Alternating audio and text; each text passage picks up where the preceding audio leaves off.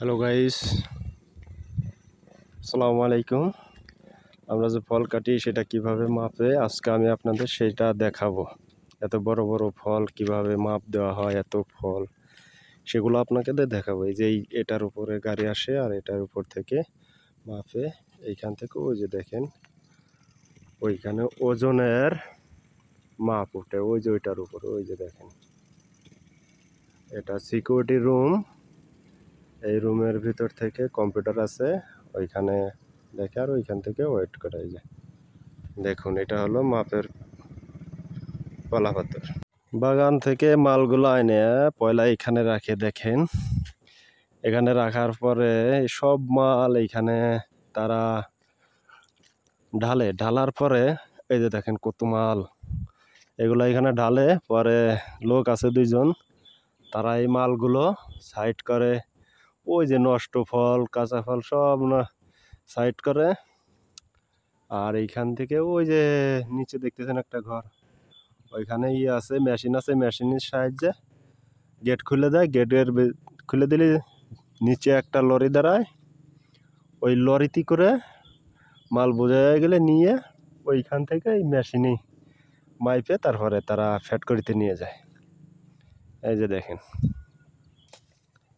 এটা হচ্ছে এই ওলগে এই এরিয়া, এই মালের এরিয়া। এই যে দেখেন বহুত মাল।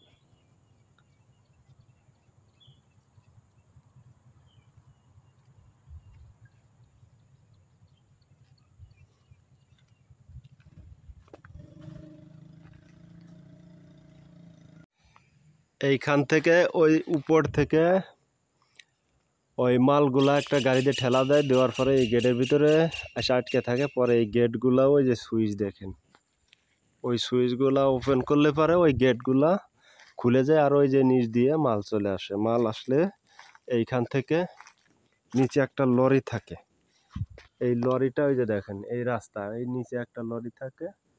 এই লরিটা ওইখানে থেকে ওই গেটটা খুলে দিলেই তখন এই লরির ভিতরে মাল চলে আসে। সমস্ত মাল এই লরির ভিতরে এসে পড়ে। এই যে দেখেন এটা হলো গেট। আর এই পরে লরি লোড হয়ে এইখান থেকে ওই গেট দিয়ে বের হয়ে চলে যায়। এই যে দেখেন এই যে সোজা এইখান দিয়ে ওই গেট দিয়ে বের হয়ে যায়। ওইখান থেকে মাল নিয়ে আসার পর এইখান দিয়ে এসে এইখানে তারপর এই যে দেখেন মাইপে এইখান দিয়ে বের হয়ে যায় তারা। আর এটা হলো সিকিউরিটি রুম। এই যে ওইখান থেকে আবার গেট আছে, এটা হলো সিকিউরিটি রুম আমাদের।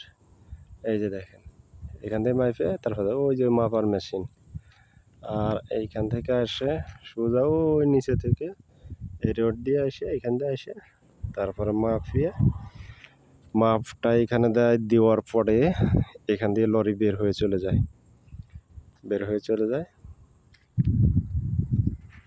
আজকে ভিডিওটা এই পর্যন্ত। যারা আমার চ্যানেলে নতুন আসছেন চ্যানেলটাকে সাবস্ক্রাইবার এবং লাইক করে দিয়েন, এবং পরবর্তী ভিডিও পেতে নোটিফিকেশনটা করে রাখবেন। আল্লাহ হাফেজ।